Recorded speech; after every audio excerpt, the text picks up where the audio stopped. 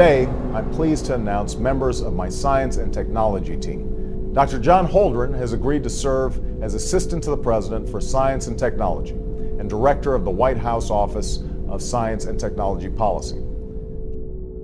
John P. Holdren is the resident science czar of the Obama White House. He's the head of the White House Council on Science and Technology, key advisor operating out of the new Executive Office building in Washington, D.C.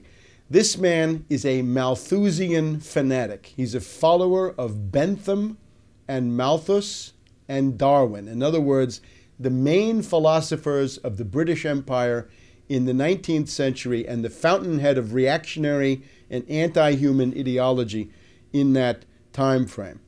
He's a radical environmentalist, an ecological fanatic, a green kook, a wacko, except that it's also very sinister because the implications of his belief structure and his world outlook are genocide. He is, in particular, an enemy of the traditional American point of view on the world. Holdren polemicizes in his books against people he calls the cornucopians, people who think that the bounty of nature and of production is unlimited. He says that's not true. There are limits to growth, and we have to live within those limits.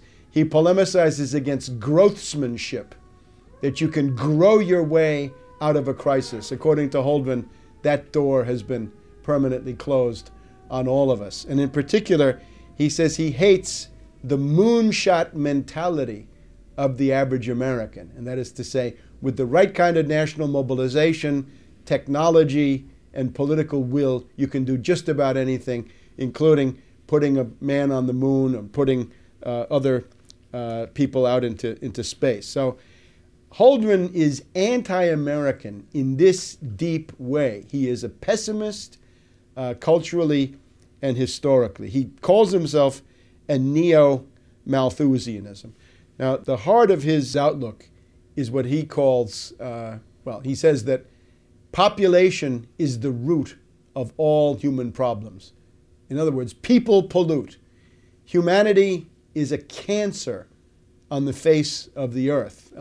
The one big problem in the ecosystem is the role of humankind. And of course, in reality, the existing ecosystem could not survive without the constant contributions of human production. It's very easy to show that.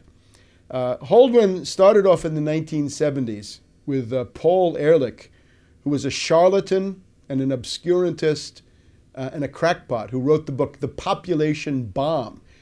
Ehrlich was convinced that world population was growing out of control and that this was going to lead to a breakdown of human civilization sometime in the late 20th century. And it goes together with the campaign of the limits of growth, the Club of Rome, Aurelio Peccei, and the rest of these people. This is kind of the intellectual milieu that Holdren comes out of.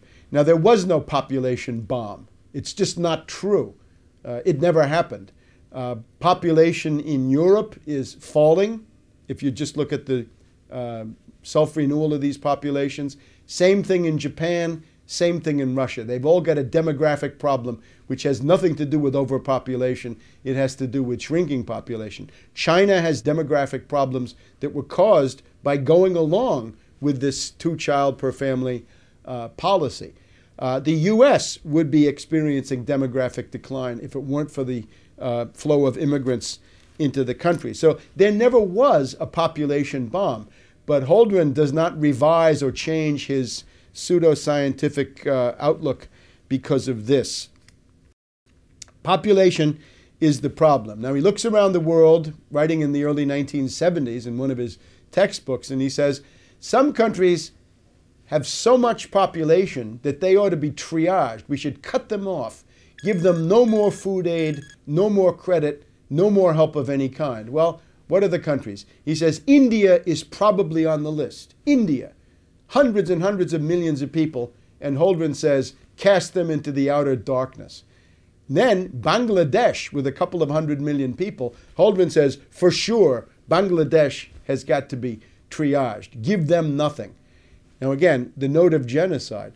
the idea that whole countries should be consigned to doom puts Holdren in a league which is far beyond Hitler in terms of the number of victims that these policies would result in. He hates science and technology. He wants to limit science and technology. He regards them as a threat to what he thinks of as the social order, and also to the crackpot views of charlatans and fakers like himself. He says he wants to create a science court that would decide which inventions could be put into practice and which would have to be banned. This is unbelievable. This would essentially strangle the source of human progress and consign us all into a stagnation and ruin, which would never end. Holdren believes that there's a world optimum population, or carrying capacity. Now, the idea of carrying capacity comes from the writings of a Venetian kook by the name of Gianmaria Ortes, O-R-T-E-S, writing in 1790 or thereabouts. Ortes said that the limit of the world population was 3 billion people, and that if you went beyond that, you'd have famine and starvation and death, and it would always tend back to 3 billion people. Now, Holdren is even worse. He's more genocidal than Gianmaria Ortes. He's more genocidal than Malthus, who followed in the footsteps of Ortes. Holdren says that the optimum world population is 1 billion. Now let's pause. At the time Holdren wrote that, the world population was already 4 billion. Today, if you say the optimum population is 1 billion, it would mean that more than 5 billion would have to go. And again, these are orders of magnitude that Hitler, Stalin, and Mao never dreamed of. Only in the mind of fanatics like Holdren do we get genocide of these proportions. Holdren says that the big task of policy, and here the third world and developing countries should take note. He says the main political problem facing the world is not world economic development, but stopping world economic development. He's very worried that countries like China and India and others, Latin America, South Asia, Sub-Saharan Africa, that they're going to try to imitate the development of the US, Europe, and Japan. And Holdren says that would be catastrophic. What we need is to stop third world development. We've got to convince the third world not to do that. And we've got to institute de-development worldwide. In other words, turn back the clock of history, roll back progress, and go back to what amounts to pre-industrial civilization. Well, pre-industrial civilization is a lifespan of 30 to 35 years, nasty, brutish, and short, as Hobbes put it. So that's what Holdren wants for you and your family. In order to enforce this, he talks about a supranational monstrosity that he calls a planetary regime. This means a world empire, a supranational, one-world government that would attempt to control all details of human life. Would start with what he calls the global commons.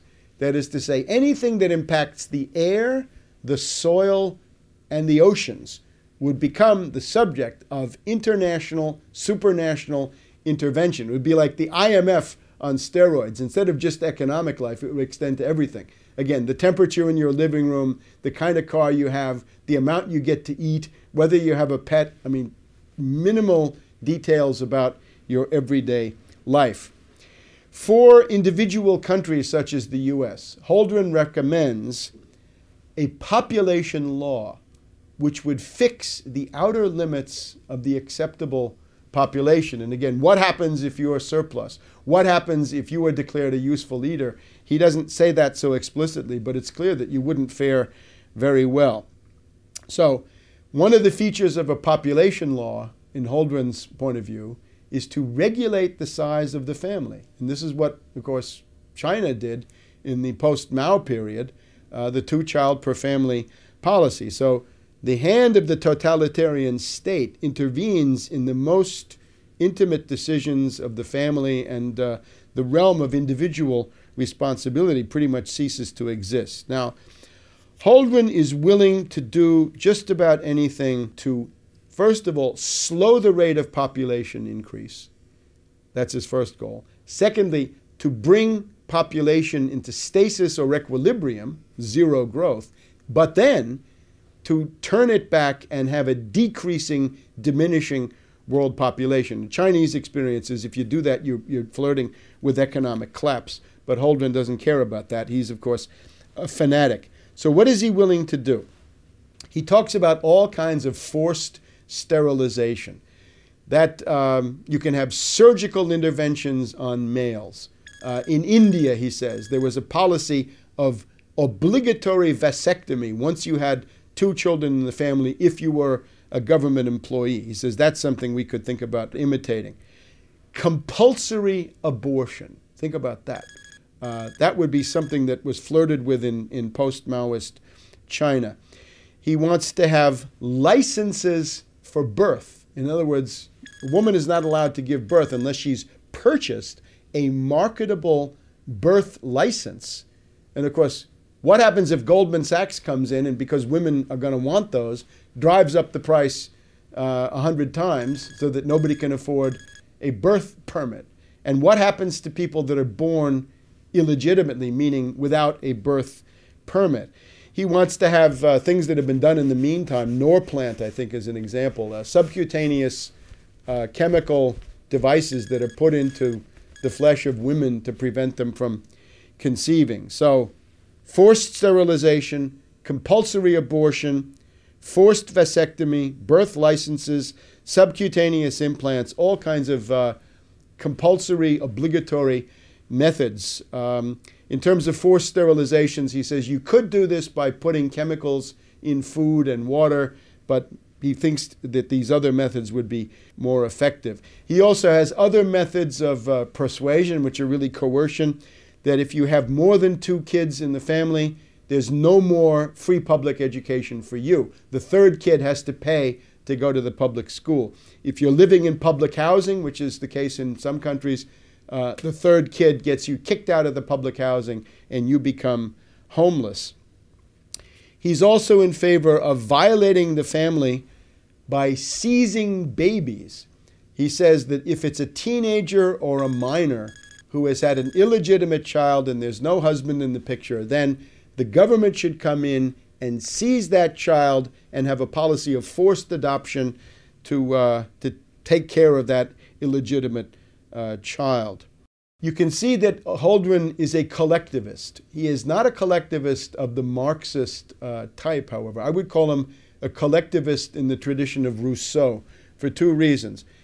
Remember, there are 2 Rousseaus. One is the Rousseau who says that the noble savage is the goal of human life. In other words, the more primitive you are, the less civilization you have, the better you are.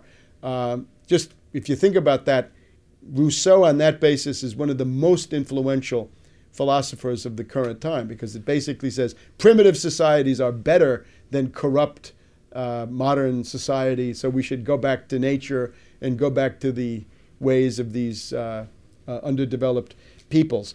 But then there's the other side of Rousseau, which is the collective will. The late Rousseau writes about the collective will, in that the individual counts nothing compared to the collective will. This is essentially the philosophy of the reign of terror in the French Revolution, and that's pretty much where Holdren is. So I would call him a Rousseauvian fanatic, in addition to being a Malthusian and a Darwinist and a Benthamite, and he wants to have the noble savage, roll back civilization, go back to pre-industrial civilization, or call it civilization if you want to, and at the same time he wants to impose the collective will. He even writes about infanticide. He says that infanticide is found in many primitive peoples, and he says, well, what that means is that these societies thought that the survival of the group and the collectivity was more important than the individual, so they didn't hesitate to kill babies, which implies Holdren's idea of civilization. It's a form of barbarity. Again, in Holdren's world, there are 2 main evils. One is overpopulation, the other is industrial pollution. In the world we live in, the main problem is poverty, ignorance, disease, backwardness, illiteracy, and the rest. The main problem of today's world is a massive underproduction of most of the worldly goods that humans need: food, clothing, shelter, transportation, jobs, housing, healthcare, all the rest. All of that is lacking. 1 billion people in the world we live in are on the verge of starvation because of the world food market situation and the fact that we have almost no food stocks left anywhere in the world. You've also got about 2 to 3 billion people right now who are living under €1 per day, under about $1.50 or $2. So Holdren looks at that world and says the reason for poverty is overpopulation. I would say no. The reason for poverty is underproduction of all the main things. Question for Holdren: if you have a bunch of people and you want to give them all a hat and there are not enough hats to go around, what do? I say manufacture more hats. Holdren says start cutting off heads. That's Holdren. In being a follower of Bentham and Malthus and Darwin, in this administration of fanatics, Holdren is joined by others. Let's look at Cass Sunstein, who is the regulations czar. Sunstein is the pioneer of what is called behaviorist economics. He wants to nudge you or convince you to do certain things. The problem is the nudge is not a friendly nudge. The nudge is going to become a cattle prod, and then it's become a bayonet, and then it's become a machine gun, and God knows what else. That's Cass Sunstein. He's a former law professor from the University of Chicago. Now, he quotes Bentham all the time. Sunstein is a guy who says that animals should have legal rights, including the right to be represented by lawyers in a court. Now, Sunstein, by most people's standards, would be quite extreme. But in the Obama administration, Sunstein is a moderate. Sunstein wants to give legal rights to animals. Holdren wants to give legal rights to trees so that they could be represented by lawyers and they could block development projects because you need more trees. Well, again, I'm all for trees. You want more trees, plant them. During the New Deal, we had something called the Shelter Belt that planted a couple of 100 million trees across the midsection of the United States as an attempt to make the climate better. It was an attempt to deal with the Oklahoma Dust Bowl of the 1930s. The way you do that is to plant trees. Trees are fine, but again, with Holdren, we're going to have trees represented by lawyers stopping human needs from being realized. Generally speaking, the Malthusian, zero-growth, radical environmentalist, ecological extremist movement of the late 60s and early 70s is the precursor that prepares the ground for the radical deindustrialization of the United States in the late 70s and then into the 80s, the so-called Great U-turn, where the U.S. goes from being an industrial power to being a post-industrial rubble heap. Key moment is 1968 with the foundation of the Club of Rome, Aurelio Pache and Alexander King. Alexander King once admitted that the whole purpose of the ecological movement was to stop the economic development of the third world and make sure that there would be fewer brown and black people in the world, because this was a problem for the Anglo-Saxon master race, the way he looked at it. 1972, you've got this tremendous work of charlatans and crackpots, Meadows and Forrester, The Limits to Growth, which was that the world really should have ended already because the raw materials are being exhausted at such a rapid rate. So out of that, you get the green movement, the greening of America, and the coming of something that you didn't have before, was a mass constituency for radical environmentalists.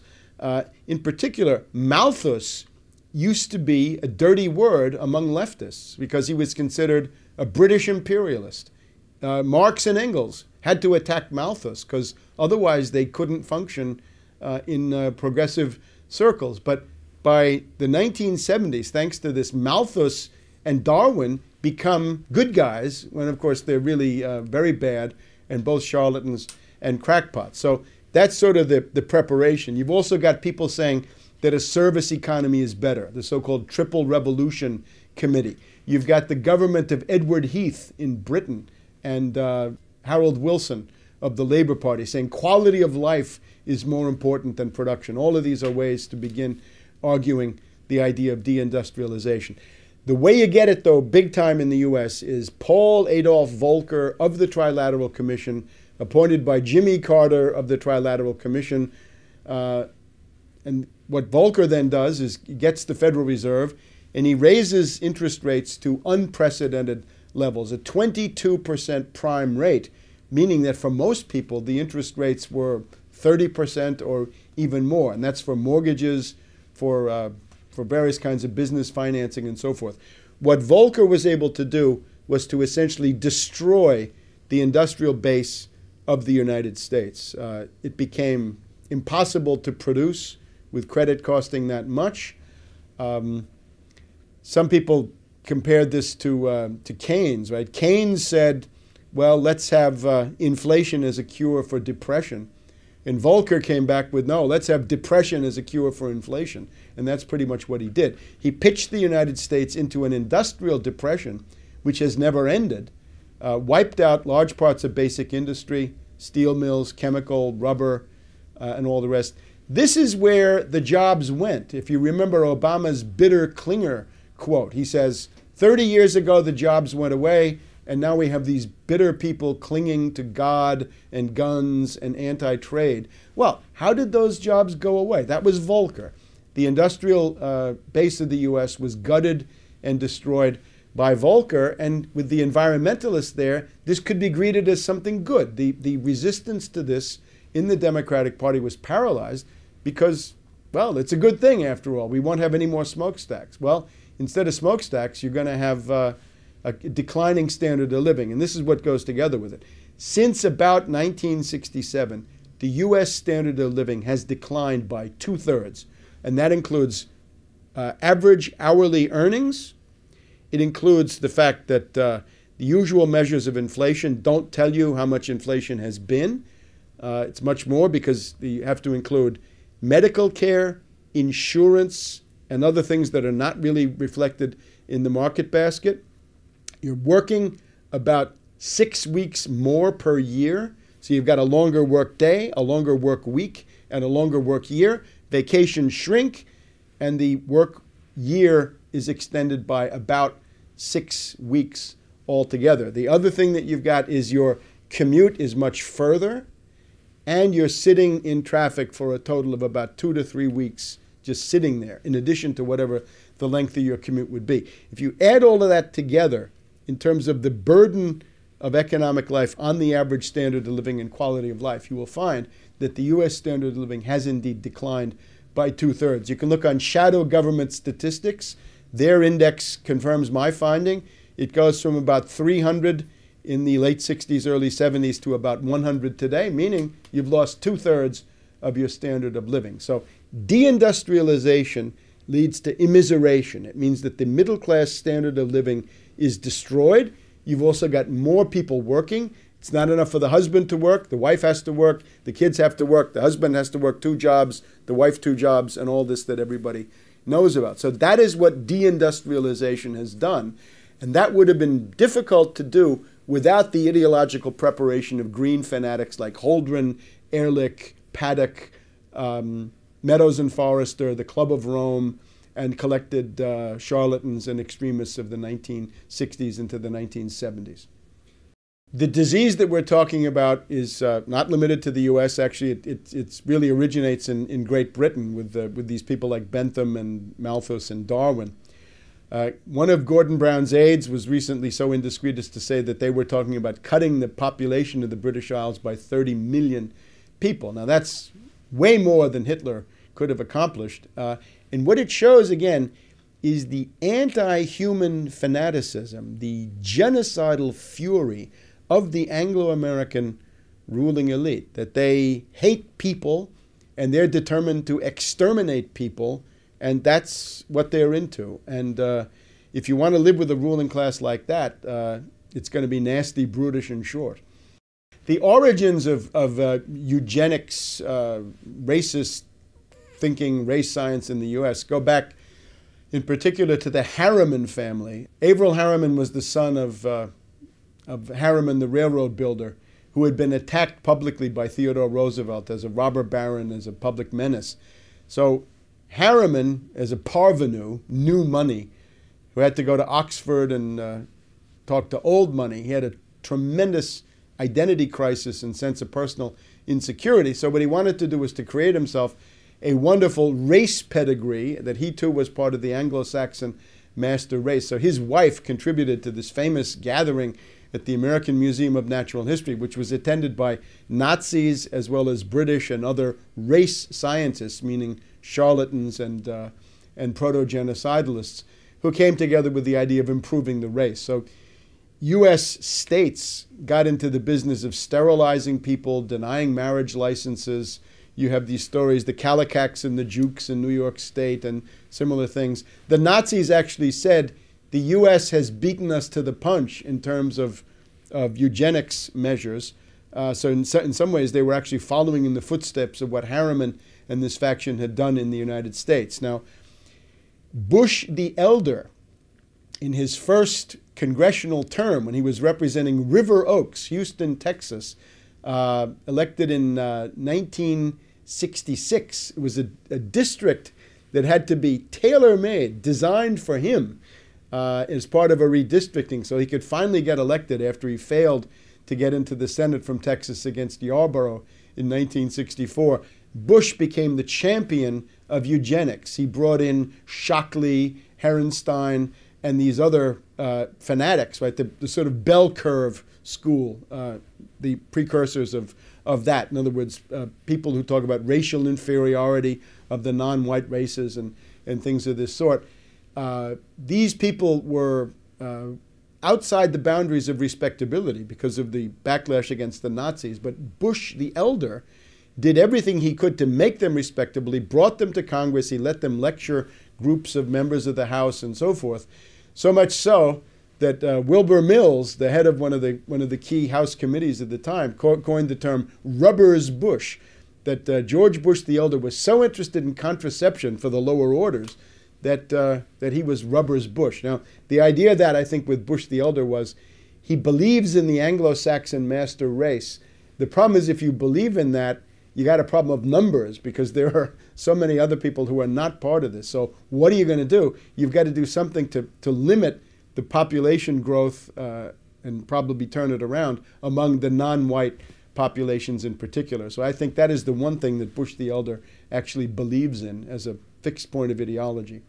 John P. Holdren, the current Obama population czar, John P. Holdren, the White House science czar, is very much in the tradition of this Harriman eugenics movement, which was rubbing elbows with the Nazis in the 20s and 30s. Things like compulsory abortion, compulsory sterilization, taking children away from parents, preventing marriages, marriage licenses that you have to pay for, implants and other things to prevent birth. This is all in the Nazi or quasi-Nazi tradition of the 20s and 30s. The mentality of oligarchy does not change. We have to remember that as long as there are human individuals, you're going to have the one, the few, and the many. There's going to be one person, small groups of people, and large masses. So this is always going to be with you. These are ontological categories of human existence. The problem you have is if you have the dictatorship of the one, that's a fairly clear-cut problem. If you have the spontaneous mob of the many, that's a problem that people can also recognize. But what you tend to have in human civilization is the rule of the few, the oligarchy, the iron law of oligarchy, studied by German sociologists in the late 1900s. Now, the purpose of an oligarchy is really only one thing. A tyrant can have a project. A mob can have a goal. But an oligarchy is there to do one thing, to perpetuate oligarchy, to give it more and more power and allow it to exist. The mentality of oligarchy always depends on the idea that there's an elite and a mass. And there can't be anything in between. There's really no room for a middle class in oligarchy. So the elite has to justify itself based on what? Why should they rule? Are they smarter? Are they more efficient? Are they better? They're probably none of those things. They're probably inferior in many ways. So they've got to find other ways to justify what is an irrational principle of domination. So oligarchs generally find ways to argue that the mass of people are inferior, that their lives are not worth living, and indeed that they're closer to animals than they are to the elite. So whenever you have an oligarchical elite, they're always going to try to portray the masses as ignorant beasts, inferior, or whatever else it is. And that's what we see. This is very strong in the Anglo-American world. The U.S.-British tradition is not that of a dictator. Stalin, Hitler, this you generally don't find. It's also not so much in the notion of mob rule and demagogy of that sort, although occasionally it is. Generally what you have in terms of real power is an oligarchy. So this oligarchy is inherited from Venice, from the Venetian Republic of the Middle Ages, and it's transferred into Britain between 1500 and 1600 or so in the form of the Whig Party, the top aristocratic party, which rules Britain from the early 1600s really until about 1832 and the Reform Bill. So it's an oligarchical system. The US and the British are a polycentric oligarchy where you can't say the Bilderberger runs it, or the Trilateral, or the CFR, or Bohemian Grove, or whatever it is. All of those are power centers that jostle each other and coexist. But what they amount to is an oligarchy. If you have a tyrant, you can convince the tyrant to change policy. It can be done.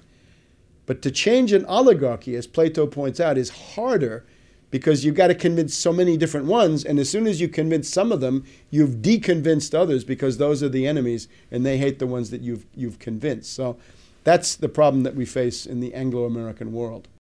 The Club of Rome is a group of old fascists, for want of a better word. Aurelio Peccei was the most prominent guy. He had been a fascist for Mussolini in the Balkans during World War II, done all manner of crimes there. And then we have his associate, Alexander King, who admitted that embarrassing thing, that the purpose of this was to express the genocide of the Third World. In other words, that it was designed to make sure that there would be no Third World development, that therefore the black and brown people of the world would not become numerous. So the Club of Rome is already the beginning of a genocidal mentality in which Holdren and Cass Sunstein and other people in the Obama regime participate. Naturally, as this becomes more extreme, as the breakdown crisis gets worse, and it is getting worse, as the depression deepens, you get into the definitions of useless eaters, lives not worthy of being lived, non-productive culls, they're called sometimes, surplus population, as Scrooge said, following Bentham and Malthus.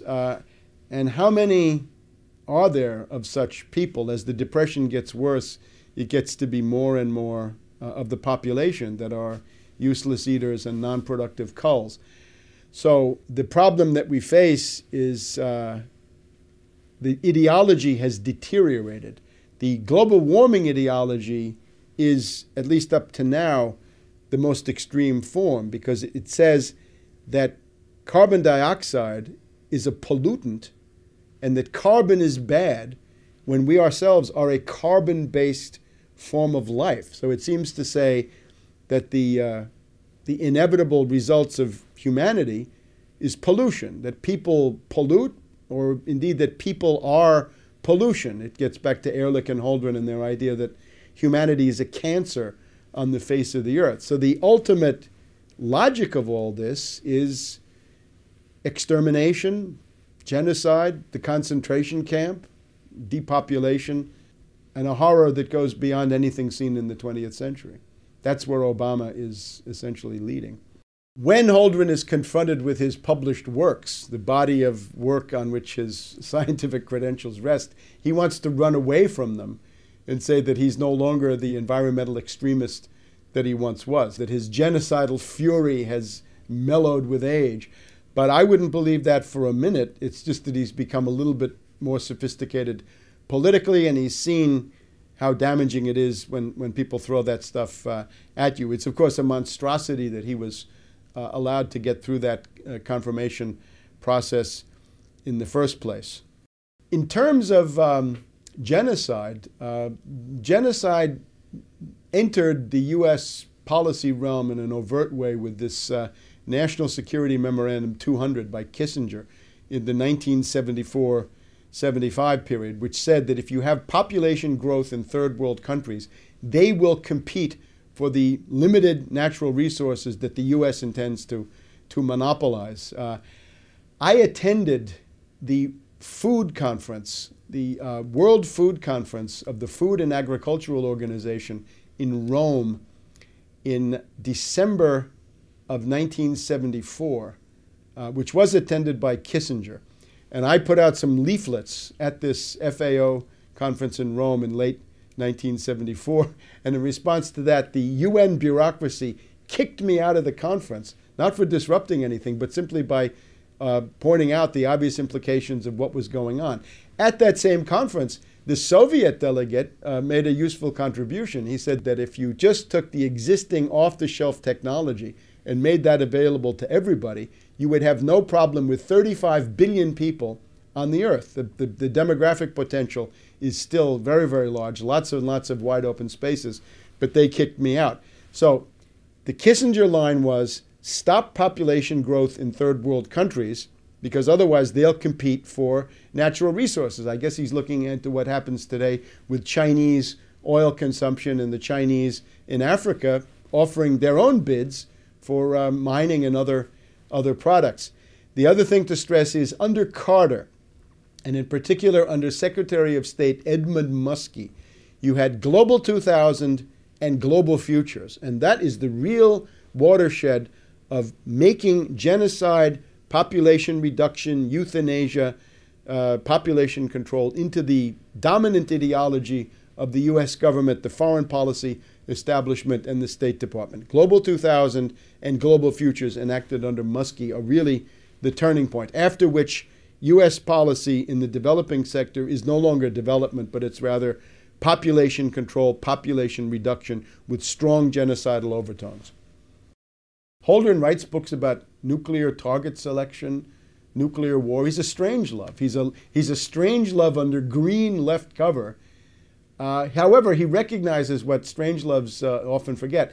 You can kill more people with economic means than you can with military means. Robert McNamara did his best to escalate Vietnam. Robert McNamara killed more people at the World Bank than he ever did at the Pentagon. The general estimate is, 40,000 people a day, meaning 15, 20 million a year minimum, die as a result of the IMF conditionalities.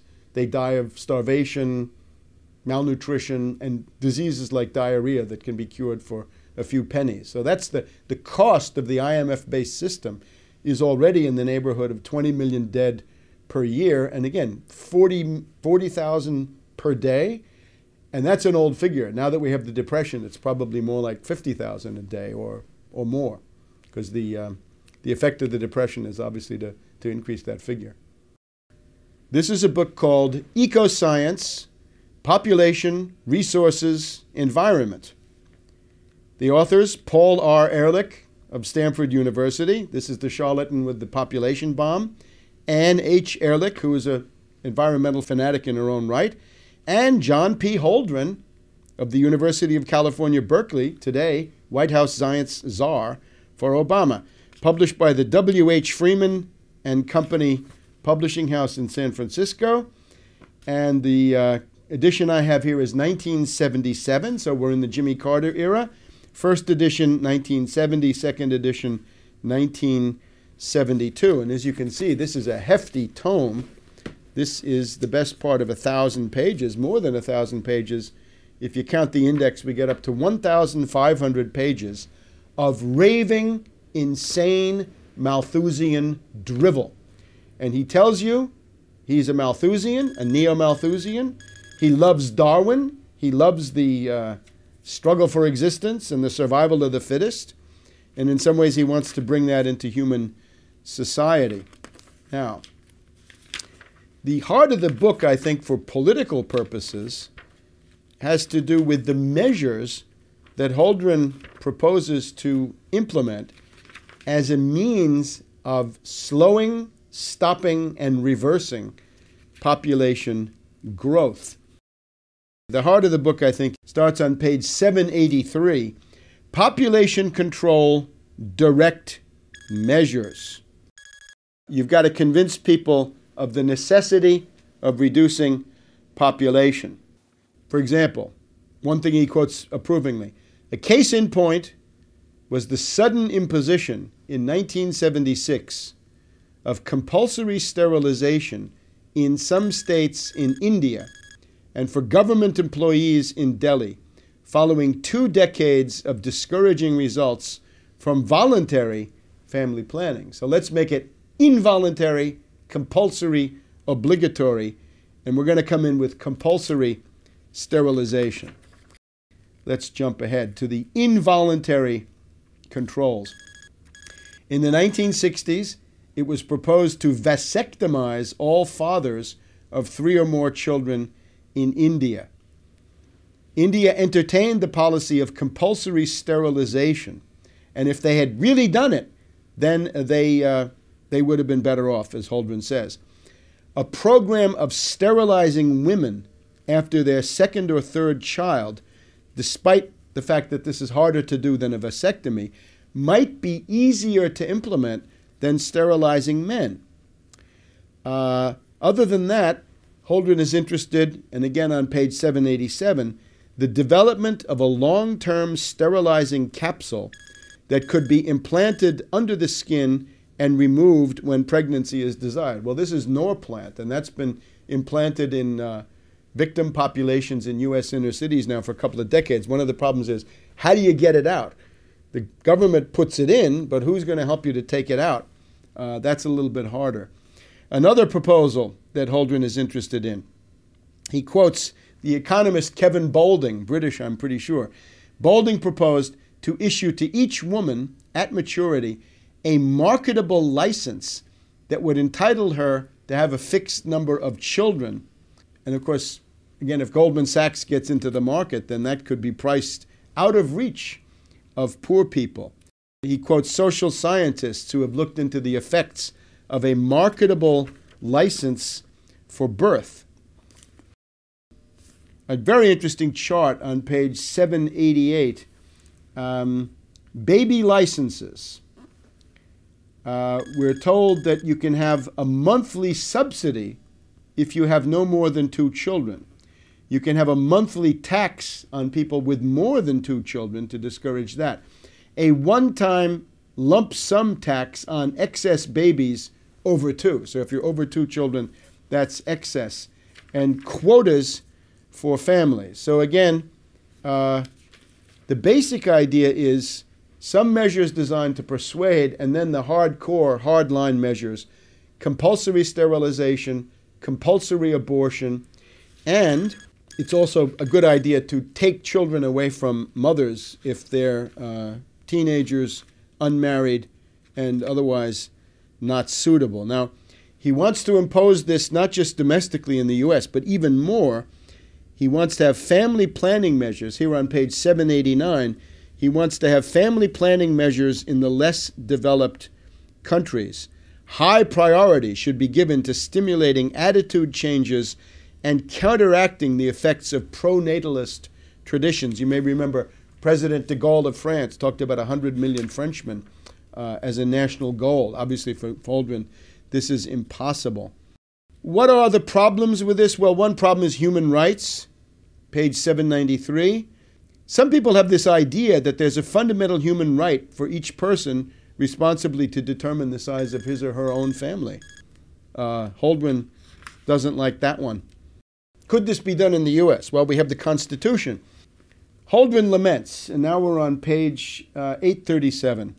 To date, there has been no serious attempt in Western countries, Europe, U.S., Japan, to use laws to control excessive population growth, although there exists ample authority under which population growth could be regulated.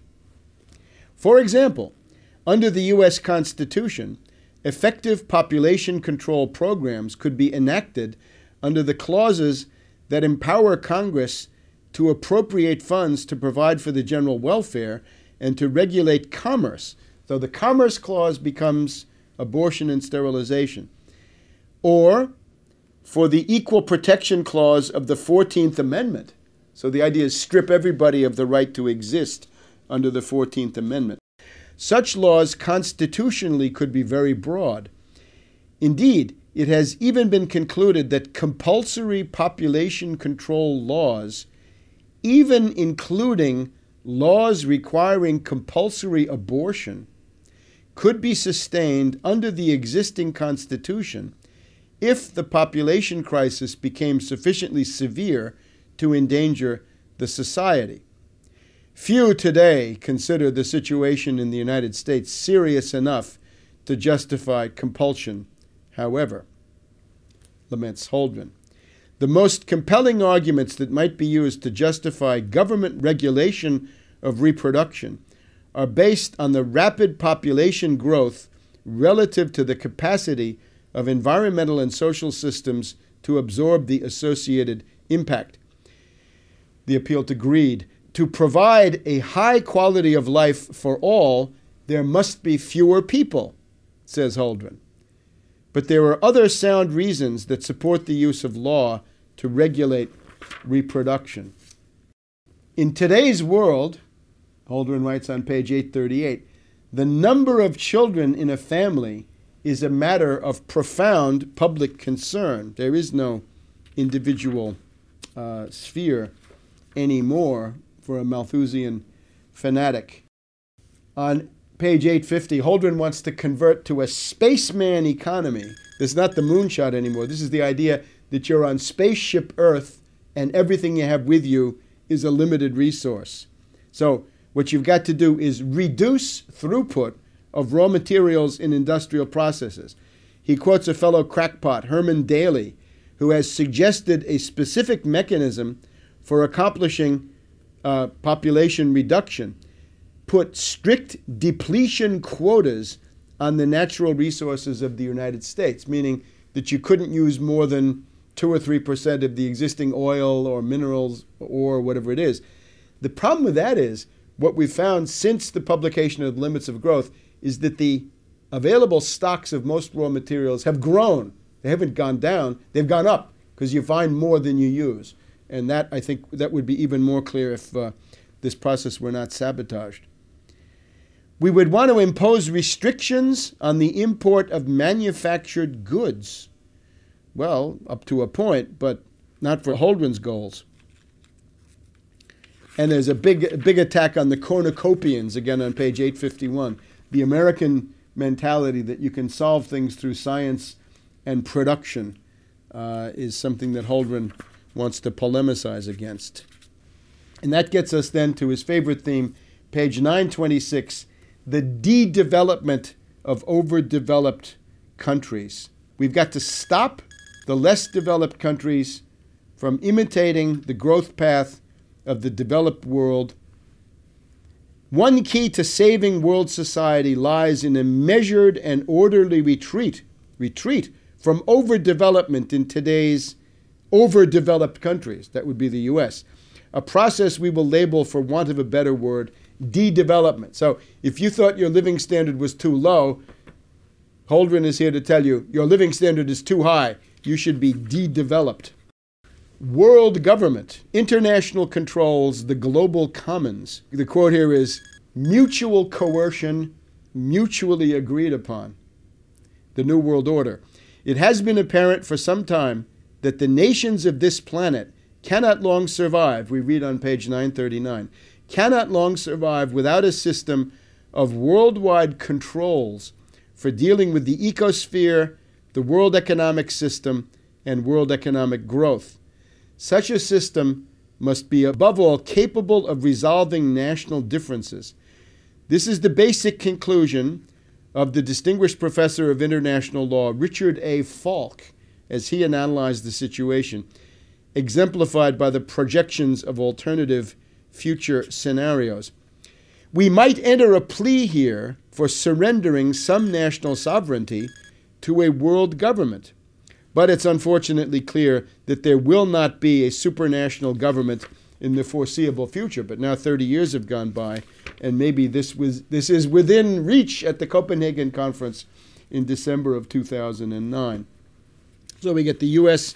environmental program. And again, in the conclusion, the summary of this is there are two factions on Earth. We have the cornucopians.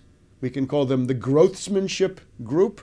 the moonshot mentality. Those are people who say science, technology, and industry can solve any problem with political will and the proper effort. And that's pretty much how humanity has survived up to now. But that's the wrong path, according to Holdren. We've got to become neo-Malthusians. On these points, says Holdren, we find ourselves firmly in the neo-Malthusian camp. And again, that's based on Bentham, Ortiz, and it's the basis, it's in turn of Darwin. This is a cookbook for the extermination of humanity beyond what he thinks, because the essential predicament of humanity is realize progress or collapse. If you look in historians of world history like Toynbee, he's got a catalog of, 20 different world civilizations, and they've all collapsed except one. And generally they've collapsed from within, and they've collapsed to a very significant degree because of thinking like this, that there's a limit to growth and that the privileges of an oligarchy are more important than the standard of living and the success of the individual human family. So this is a cookbook for the extermination of humankind, right? Those series that you see on the History Channel. What if there were no people? Well, Holdren has been blazing that trail for quite a while. This is an ultra-Hitlerian genocidalist who's today operating out of the White House in Washington, D.C., and it's time to kick him out. Maurice Strong of Canada is a British imperialist functionary, close to Holdren in his outlook.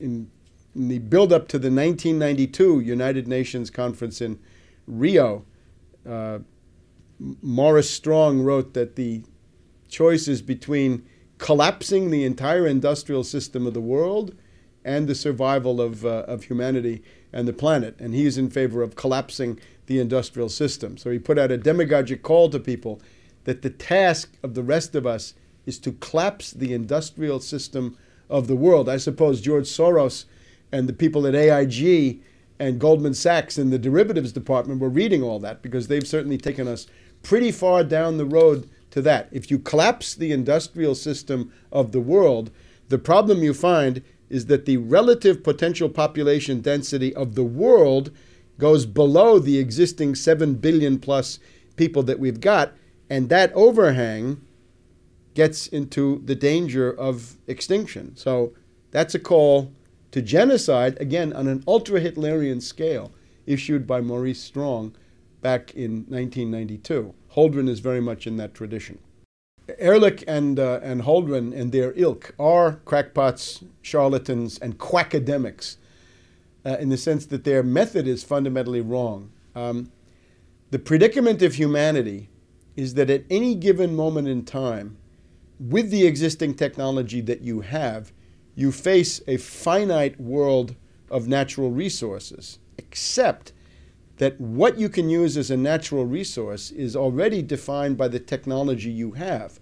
So if you expand your technological repertoire and armory through scientific discovery and technological development, you can define increasing areas of the natural world as usable natural resources. And that's what we've done up to now. If wood is not enough, get coal. If coal is not convenient, get oil. If oil is not enough, get nuclear. If nuclear has problems, get thermonuclear. Look at antimatter. Look beyond, and still beyond a horizon that we can't even see at this point.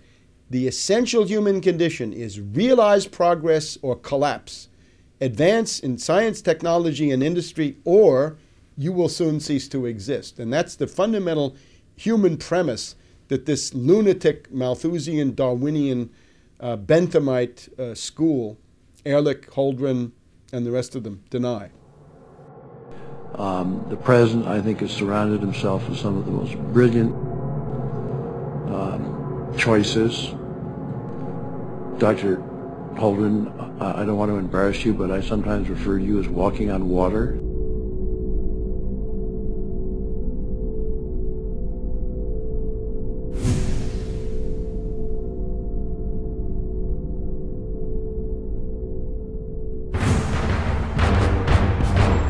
Ask yourselves, what are you doing in this time of great challenge? What are you doing to unlock minds? Go to Infowars.com and PrisonPlanet.tv for the latest headlines, and cutting-edge information.